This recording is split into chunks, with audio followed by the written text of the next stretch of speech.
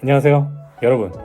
최근에 나이키가 위기라는 말 많이 들어보셨죠? 오늘 영상에서는 이 승승장구하던 나이키가 왜 이런 위기설이 나오는 건지 주요 포인트들을 정리해드리고 제 생각도 함께 담아서 이야기를 나누려고 합니다. 네, 나이키의 주가가 최근 20% 급락하면서 많은 투자자들과 소비자들 사이에 불안감이 커지고 있는데요. 이 많은 전문가들이 꼽는 나이키 주가 하락의 가장 큰 원인은 이 D2C라고 합니다. 나이키는 코로나 기간 동안 이 D2C 전략에 집중을 했는데요. 나이키닷컴이라든지 나이키 앱, 그리고 스니커즈 앱을 통해서 중간 유통 구조를 생략하고 소비자와 직접 연결하는 그런 방식입니다. 이 D2C 방식이 좋은 점은 중간 유통 단계가 없어져서 마진이 좀 높아진다는 점과 또 일관된 브랜드 이미지와 메시지를 고객에게 소통할 수 있다는 점이죠. 코로나 기간 동안은 온라인 쇼핑이 활성화되면서 D2C 모델이 아주 효과적이었는데요. 이 코로나 기간이 지나고 나서는 오프라인 매장들이 다시 활기를 띠면서 나이키의 온라인 매출이 감소하기 시작했고, 또 D2C 전략을 유지하면서 빠르게 제품을 출시했지만 이 과다한 생산으로 인해서 재고가 많이 쌓이는 바람에 상당한 손해를 보고 있고요. 또 브랜드 이미지에도 부정적인 영향을 미쳤습니다.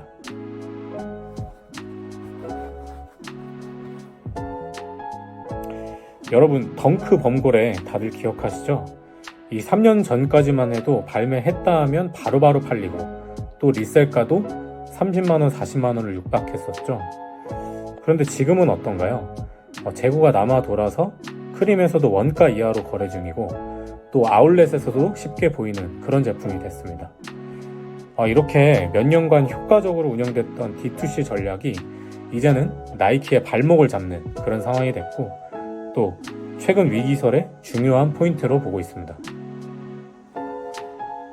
네, 나이키 위기설 두 번째 이유는 바로 경쟁 브랜드의 부상입니다.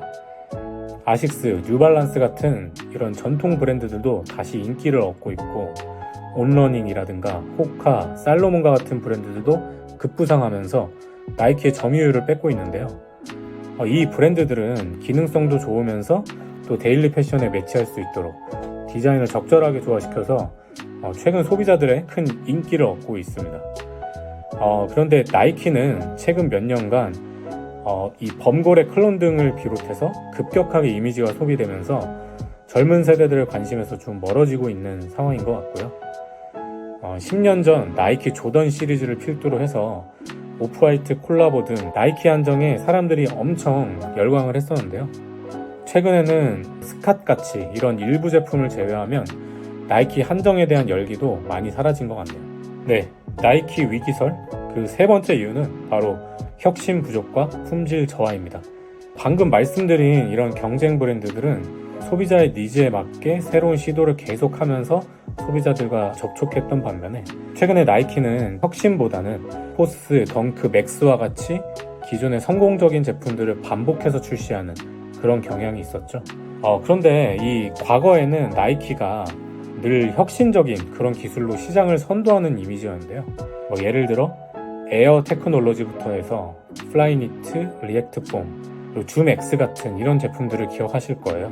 그런데 최근 나이키는 기술적으로 발전이 부족하다는 지적을 받고 있고, 또 품질에 대한 소비자의 불신도 커진 상황입니다. 나이키 신발 정가품 판단할 때 퀄리티가 좋으면 가품이고 퀄리티가 구리면 정품이다라는 말은 정설처럼 받아들여지고 있죠. 최근 그 정가품 구별하는 그런 컨텐츠를 보다 보니까 가품의 퀄리티가 진짜 많이 올라와서 정품하고 구분이 쉽지 않은 경우가 많더라고요. 그래서 이 나이키가 퍼포먼스 측면으로도 어필할 수 있는 그런 기술 혁신과 이런 품질 업그레이드가 시급한 상황 같네요. 네, 이렇게 많은 사람들이 위기라고 경고하고 있고 또 실제로 젊은 세대의 외면을 받고 있는 나이키, 앞으로도 계속 위기일까? 라고 생각했을 때 저는 그러지는 않을 것 같아요. 제가 그렇게 생각하는 이유는 유행은 언제나 빨리 변하고 나이키는 이런 헤리티지와 스테디셀러가 있다는 점 때문입니다. 여러분, 그 몇 년 전 핫했던 브랜드 언더아머 기억하시나요? 언더아머가 한때 미국에서 아디다스를 제칠 정도로 급부상했던 브랜드인데요. 지금은 입은 사람을 찾아보기가 좀 어렵죠. 그리고 예전 필수템 본더치 많이 기억하실 텐데 이것도 반짝하고 사라졌죠. 사실 이런 브랜드들은 매년 생겨나고 또 금방금방 사라지는 이런 게 어떻게 보면 패션 업계의 특징이라고 볼 수 있는데요. 이런 브랜드들은 고객에게 지속적으로 어필할 수 있는 라인을 제시를 하지를 못했고, 반면에 나이키는 수십 년간 조던, 포스, 맥스, 덩크, 코르테즈 등 이런 다양한 스테디셀러 라인을 보유하고 있고 또 여기에서 탄탄한 수익원이 되고 있습니다. 또 이 각각의 라인마다 스토리가 있고 상징성이 담겨져 있는 것도 나이키의 가장 큰 장점이죠. 그래서 나이키는 나이키 안에서 유행이 돌고 돈다는 특징이 있습니다. 예를 들어 조던이 90년대에 인기가 많았고 2000년대에는 인기가 좀 떨어졌다가 다시 2010년쯤부터 유행이 돌아와서 리셀가도 엄청 높았었죠. 예를 들어 맥스가 인기 있을 때도 있고 포스가 인기 있을 때도 있고 그 시대에 따라 인기 모델이 바뀌었지만 늘 스니커즈 트렌드의 중심에는 이 나이키가 있었습니다. 물론 이 라인들이 올드하다고 지적을 받고 있지만 반대로 생각해보면 그만큼 헤리티지가 있고 또 역사가 있다고 볼 수도 있을 것 같아요. 우리가 폴로 매장을 가서 왜 맨날 폴로는 똑같냐 이렇게 말하지 않는 것처럼 나이키의 이런 어떤 스테디셀러 라인도 이제는 좀 클래식으로 자리 잡은 것이 아닐까 그렇게 생각합니다. 이렇게 근본과 스토리가 있는 제품 그리고 브랜드는 약간의 변형이나 콜라보를 통해서 다시 핫한 아이템으로 돌아올 가능성도 높습니다. 그런데 짧은 시간 안에 큰 인기를 받았지만 어떤 스토리나 정체성이 없으면 다시 유행할 확률이 떨어진다고 저는 생각해요. 다만 이 스테디셀러 라인들이 정체가 되어 있다는 점은 문제라고 생각이 들어요. 조던, 포스, 맥스, 덩크 이런 것들이 다 2000년대 초까지 만들어진 라인이고 그 이후에 나온 제품들 중에서 이것들을 뛰어넘는 제품들이 거의 없었던 것 같아서 이거는 나이키에서 빨리 해결해야 되는 문제가 아닌가 싶습니다. 그래서 나이키에서도 최근 이런 위기를 극복하기 위해 다양한 노력을 진행 중이라고 하는데요. 맨 처음 말씀드린 그 D2C 전략으로 인해서 많은 재고가 발생했던 그런 문제를 해결하려고 도매 파트너들과 관계를 재정립하면서 유통구조를 다시 손보고 있다고 하고요. 나이키 CEO가 그동안 나이키에서 혁신적인 제품을 내지 못한 건 재택근무 때문이다 라고 했잖아요.